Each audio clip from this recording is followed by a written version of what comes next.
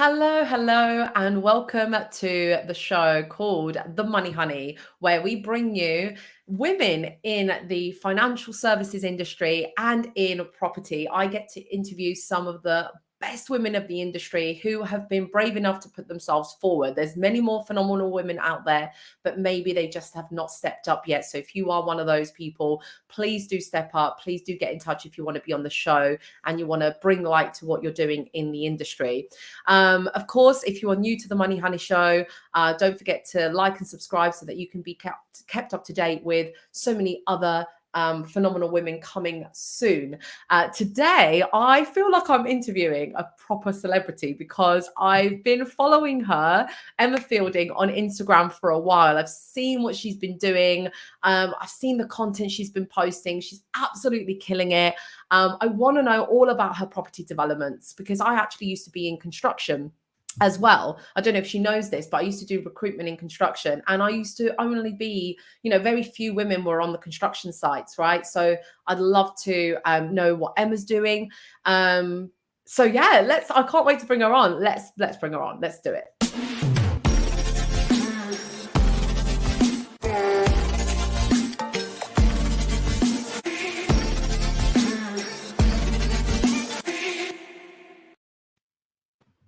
Here she is. Hi. Hi. How are you? I'm good. Busy, but good. I love that. I love busy. If I'm busy, I just get shit done, I Yeah, just actually do absolutely. it. That's Yeah. all it is in my line of work. Just get stuff done. Yeah, just get it done, because if you're not busy, then you just end up wasting time. So I'm glad you're busy, but also very grateful that you've made the time to actually be here and speak to me, No because problem. Thank you. Thank you for, allowing me to come on the show.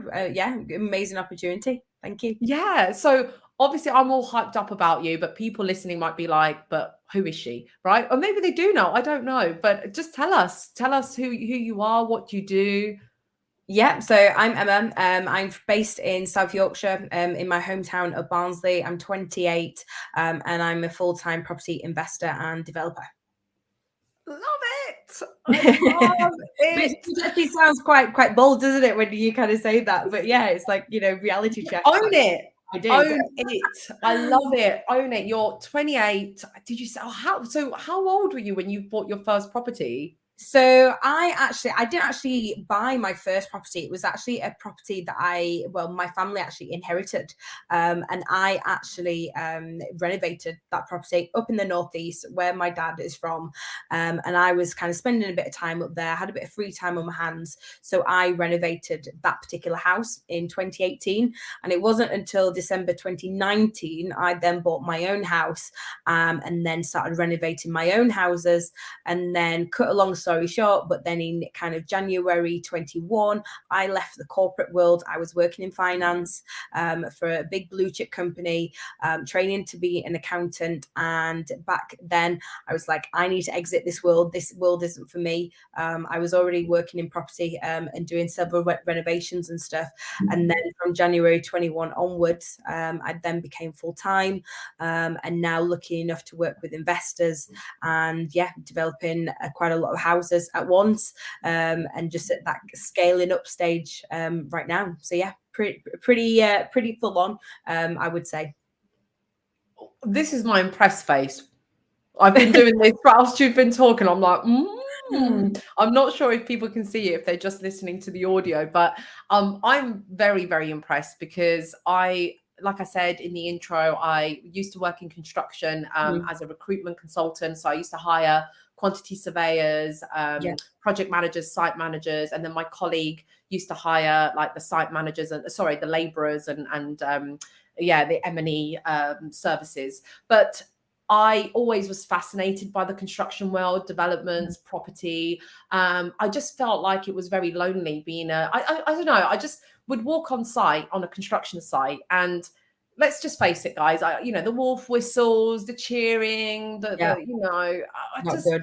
it's not good. I mean, I was in my 20s. I was in my early 20s. I'd just come out of uni. I was 21, 22, and you laugh at it and you shrug it off. But how do you deal with it, Emma? You're like on site every day, and Yeah, do you know, actually this morning I was at one of my big renovations this morning, and there was 4 builders there, 3 laborers, obviously myself.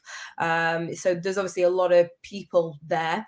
But actually I've not really experienced kind of the wolf whistles or anything like that, because I'm the person in charge. You know, that person paying their wages, so to speak. The money, honey. That is who you But are. it's not just that though. I've always kind of grown up being like, you know, get your hands dirty first and start at the bottom. And I am that person where, you know, a couple of weeks ago, well, a couple of months ago, I was on a mini digger shoveling 70 tons of concrete from that particular renovation. So I know what it actually is like to work in the trade as well. Because while I'm managing obviously the refurbs and, you know, working with investors, I've also been on site on the renovations, replumbing the whole house, you know, painting, stripping wallpaper, getting hands on. And I think that's, for me, that's where I've truly learned the actual trade itself, working at the bottom, and obviously working your way up that way. Yes, it is my own business, but I think to truly understand what the trades go through, and their day-to-day life, you have to get stuck in. And that's one thing I've done from day dot. So yeah, That is, and I will continue to do that as well. So I've seen you. You're good at it. I've seen you with the drill and the hammer and like, yeah, you yeah, were smashing up some like tiles that were on the wall and you were getting them off. And, and I just really respect that. I respect that you, like you said, you get your hands dirty, you get down there with your project. You don't just come in with like your clipboard and just no, manage people no, around you. You're actually so yeah, yeah. And I think, natural and just yeah, I think for me, I think the trades actually really respect that. And it says, because, you know, I've got a very good relationship with all of them. But I think that's truly come from me actually doing a lot of the work in the early days, and things like that. So talk to me about I hear this terminology a lot in property, which is your power team, right? You've got to Yeah. have a power team, right? So what is the perfect balance of a power team? Who's in yours? Like what kind of people do you need to surround yourself with if you want to be, if you want to aspire to have a career like you do, Yeah. what do I need to have? So I always got told when I was quite early and young in property that you want to surround yourself with people that are 3 or 4 or 5 steps ahead of you. Okay. So that was one of the things that I did very early on, was connecting with, you know, property investors and individuals that was way out of my league to where I was now. But I knew in a couple of years' time I was going to be in that league. So I think very early on I did that. I connected with those individuals that really brought me forward and opened my eyes and ideas to actually what is possible, in a short amount of time. So I think that gave me a lot of drive and ambition, and things like that. But then also the power team itself, it's not just actually the trades itself, it's everybody in the behind of that, which I say, you know, is your solicitor, it's your accountant, it's your tax advisor, you know, it's all those types of people that really add up to be your power team. But then also, you know, great supportive friends and family, and a partner as well. You know, I think everything as a whole is your power team. I can't just say, you know, it's one particular person or a group of No. people. It's everyone, as an absolute whole, to be honest. How did you find them? Where did you find your solicitor and tax advisor and It accountant? it definitely comes with a lot of kind of trial and error, I would say, at the start, and, you know, working with recommendations from other people. Again, you know, bouncing off the people that are so many steps in front of you as well. You know, always asking for recommendations. A lot of my actual trades itself, they've come from recommendations from my plumber, my joiner, my electrician. Before you know it, I've got a full team that actually know each other, which again saves me a lot of time in communication with them. And I actually did like a site day a couple of weeks ago. And what I was saying to the guys that came to my site day, you know, work with the trades, but also work with their team as well. So then naturally they'll become my team. And that's kind of what's happened now, especially when you're doing the bigger developments and things. And again, you know, anything like that, it can save you a lot of time picking up the phone because they're already doing it to those trades that need to come in next. So yeah, I think really, you know, when you're kind of just starting out, you know, surround yourself with really good people that are a few steps ahead of you, and then go from there. That's definitely my advice. I love that. I love the my favorite out of all of that you've just said is hang around with people that are 3, 5 steps ahead of Yeah, you. yeah, definitely. I think often people come in and want to start a business or want to make a name for themselves and try and ignore or bury their head in the sands with like competitors or other Mhm. influencers. And you just think, actually, if you joined forces, if you got closer, if you Yeah, actually yeah, respected that person for where they are, there's space for success for everybody. I mean, how much absolutely. property Yeah. is there in the UK? Like, Yeah, there's a lot. There's a lot of everywhere, property. and obviously there's a big national shortage as well. So obviously, property is fantastic to get into and on that side of things. But also, it's about actually just working as a team, but working effectively as a team Yeah. as well. Yeah, I love that, Emma. I mean, obviously, in what I do, I've got competitors and I've got Mhm. sideline industries that are, that do sort of what I do, but not so much. And we're friends, we talk to Yeah, each yeah, yeah, other, and yeah. You have I've to got, be friends with competitors, I think yeah, personally. So absolutely. But it's not like I'm friends with them, like in a cheeky, like, yeah, keep your enemies closer. I genuinely don't see them as enemies. I don't yeah. see them as competition. I really admire what they do. And actually, there's many clients that come to us saying, oh, but why shouldn't I use him? I'm like, you Mm. should. You Yeah, yeah, absolutely should. absolutely. Like, there's no reason why you shouldn't use that person. And I imagine there's a lot of competition in developments and property as well, and in Course, lending yeah. Yeah, as yeah, there well. is, yeah. I can go to property viewings and, there might be 3 or 4 investors or developers there that I actually know, and it's actually a good opportunity to actually have a good catch up, just to see Nice. how they're, feeling about the market or what's their plans and things like that. So, yeah, I never say, don't work with or don't speak to competitors, because I think that's just stupid. At the No, end of okay. work with everybody, obviously, effectively at the end of the day. Yeah, I agree with you. A large proportion of my audience, Emma, will be in the financial services space. So there'll be Mhm. mortgage brokers, IFAs. I'm sure people are going to message you saying, "Do you need a broker?" I'm sure they might do. I get a Um, lot of I that. bet you do. I bet you do. But for those listening and they're looking at someone so ambitious and successful as you doing property developments, I am sure the question is going to be like, how do you finance all this stuff? How do you Yeah. actually source your finance? What do you do? Even for those listening, looking to do developments, but don't know how to finance their developments. Yeah, so it very much like the first couple started off my own finance, actually, because obviously they were my own houses, and yeah, I was renovating them. But then as I kind of scaled up and went, into a limited company and things like that, I then actually got on private investors on board. And I think to date I've raised about 750K just in about 18 months, I think it is. Wow. And yeah, it's just, private investors, wealthy, individuals that are wanting to see a return on their money that the bank obviously can't give them because interest rates are very low at the minute. Wow. But obviously with property development, it can be anything from 8 to 12% interest over quite a short period of time. So yeah, so I've worked with and I'm working with yeah, private individual investors, which is great. I don't work with a lot. I only work with kind of a small group. Yes. Again, going back to the power team, I like to keep my investors quite tight knit.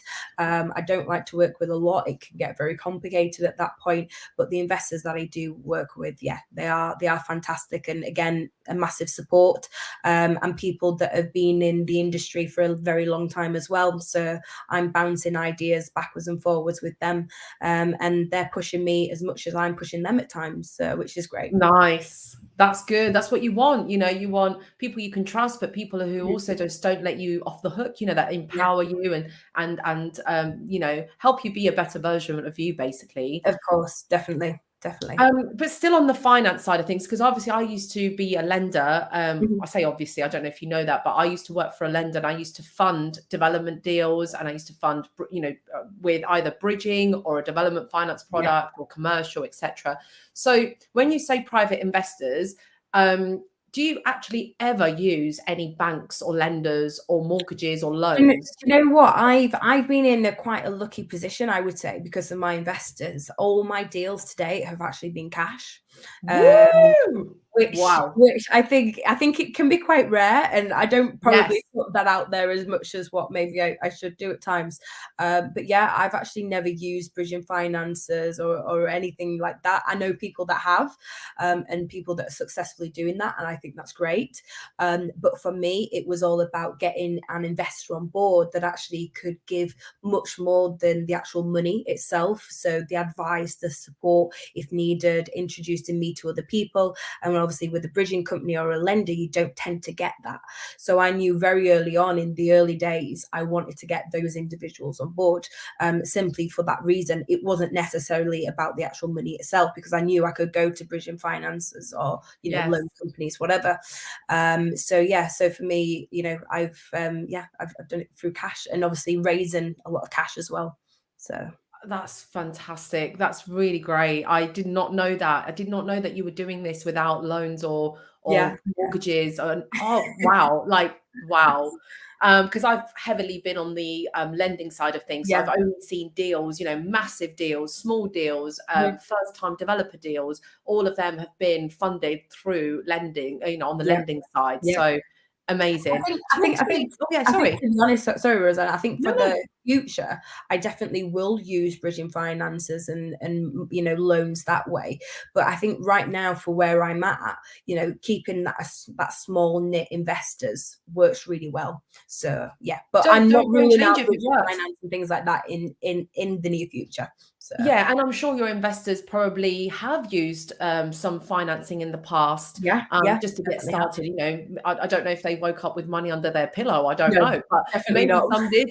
Yeah, exactly. So some would have eventually, and also they can guide you as well. They might have a Yeah. trusted lender that they might say, actually, if we ever did bridging, I'd go to this person. And Mhm. again, it's an advisor to you. It's a great place to get to know the lender industry. But just know that I'm not a lender anymore, but I've got your back. If you ever need that kind of introduction or that kind of off record chat, like what's this Yeah, about, happy to always perfect. introduce Oh, you thank to you the so much. lending world, because that's what I'm really passionate about, is Mhm. finding ethical, Yeah. trustworthy, committed lenders that are there for the project, like you said, not for Yeah, the and money, for and the that project. and that sings a lot of kind of, good things with me, ethical, committed lenders, because I think the lending industry can get a bad name sometimes because of not Yes. being those things. And I'm quite cautious of that, and that is definitely on my mind. So I think when I get to that point, I think we'll definitely have a chat, for sure. Yeah, I'm here, and people listening would probably be delighted to hear from you in the future. But I would say get in with the right people, Yeah, because you have been building a phenomenal brand and you don't want that to be tarnished or absolutely. to change. I was so desperate to ask you about this from following your Instagram channel. You were a finalist in the Property Yeah. Graduate TV program, right? Yeah, I was. Yeah, Do yeah. you know what? I didn't see it. I don't actually know what it is. When was this? What is it? So Tell us about it. to really cut long story short, it's very much like The Apprentice, but Yeah. for property investors. Doesn't matter if you've done one deal or 20 deals. It's very much like that, and you go through 3 rounds, and each round they knock certain individuals out of the competition, and 3 rounds consist of the initial interviews, working through a deal, and also presenting a deal to the investors as well. That sounds And amazing. How did you get yeah, onto this show?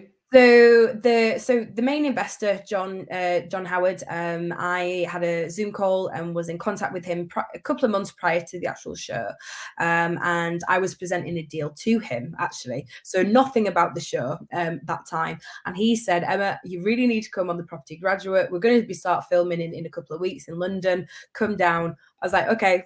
Great, I'll think about it. Anyway, thought about it. I was like, yes, I need to do this opportunity again. I'm one of these people that just, if opportunities arises, take them, and things. And yeah, I think there was about a couple of hundred people applied for the show, and yeah, I was down to the final 3. And the prize is to win £1 million of funding from John. Wow. And for So finals, so you were in the final three? Yeah, I was the Okay. final three, the final woman. So I felt like I was doing it for all the women property investors out there. So I thought I was, to be quite honest, obviously I didn't win the show, but I was really happy with the actual outcome because I didn't think I would make the final three or anything like that. So yeah, I exceeded my own expectations on it. Well done. And that just goes to show how, like you say, opportunity presented itself Yeah. and you stepped forward. Now, this is exactly the message that I want to give out Mhm. with the Money Honey. It's about women. Yeah. Um, in the world of money, in the world of Mhm. property, in the world of finance, no one's going to come looking for you. No one's going to say, if you're Exactly. hiding in your room, Yeah. no one's going to say, hello, would you like to represent women? No, you Yeah, have to you've put got to yourself push out yourself there. out there. I think you've really got to push yourself out there. You've got to get out your comfort zone. TV is not in my comfort zone at all, but you've just got to do it. Sometimes you've got to take that leap of faith, and that's definitely what I did with the property graduate. I think Emma, when people look at people like me and you, I mean, I've only known you for 21 minutes, but I'm already getting the impression that people think maybe they do this to you too, like they do to me. I don't know if you relate, but they'll say, "Oh, you're just so confident. It's easy for someone like Yeah, you. I I get can't that. do Yeah, that." yeah. Yeah, you probably do get that a lot because you do come across on Instagram really confident. It doesn't look like you were shy at all on TV. You obviously became a final three. So we look at the end product and we think, well, it's Mhm. all right for her because she's just amazing. But I bet you're scared every day.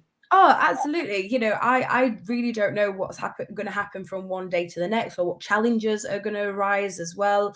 In that sort of sense, my life, there's a lot of freedom and flexibility, but there's a lot of challenges that come with property development. And with that, you might have not dealt with the challenge before. So yeah, there's a lot of situations that you can be put in that you've never dealt with, and you've just got to roll with it. And I guess sometimes that can come with quite a bit of anxiety, or imposter syndrome and things like that.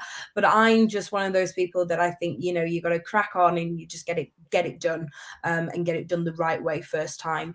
And yeah, I wouldn't say I'm always 100% confident, because I'm really not. And there's days where I think, oh my days, why have I done this, or why have I signed up to this, or why am I doing this development? I'm not good enough, and all those kind of things that go around in your head. But I think if you're driven and you're confident and you're motivated to succeed, you will do absolutely fine. Yeah. I love that, Emma. I'm really glad to have found someone who's comes across just as confident, but actually has all the same fears Yeah, um, absolutely. that Yeah. everyone else does. And that's exactly, guys, if you're listening to this show, I've created the Money Honey, not just because I've got nothing to do, just to sit here, just to talk to people, as much as I enjoy talking and meeting phenomenal leaders like Emma. But it's a safe space for people to come along and just to talk get practice. This is about practicing. This is not on TV, right? We're not that big yet, right? You're not talking to Stephen Bartlett or Oprah, okay? Maybe one day. But this is a practice. This is a practice run. I'm sure you have to do many interviews, Emma, Mhm. right? But this is, for anyone listening that think, well, actually, I'm doing my bit in the industry, or I feel like I've got something. This is it. This is just an opportunity for you to take that first tiny, tiny, tiny mini Yeah, step. speak up. Yeah, definitely. Speak up, come along, because you'll be inspired by what Emma's saying, but you could also be an inspiration to someone else listening. Someone Yeah, else may not be at the same level as you. Like Emma said, Emma might be for you the 5 steps ahead. I like that, mhm, right? So you might be looking at Emma, she's 5 steps ahead from where you are, but you might be that for somebody else. So yeah. please don't shy away, show up and share your knowledge, just like Emma's done, who has been phenomenal today. Thank you so much, Emma, for Oh, thank sharing you so your much. knowledge. Thank you. Loved having you on the show. Where can people find you then if we want to follow more of your journey? Yeah, so you can find me on Instagram, Emma Property Developments, or again on LinkedIn, Emma Property Developments, or Emma Fielding as well on LinkedIn. So yeah, all on the usual platforms. All platforms, amazing. I will put that in the show notes as well so that people can click through and follow you and follow your journey. Thank you again for being on the show. Thank you. Thanks.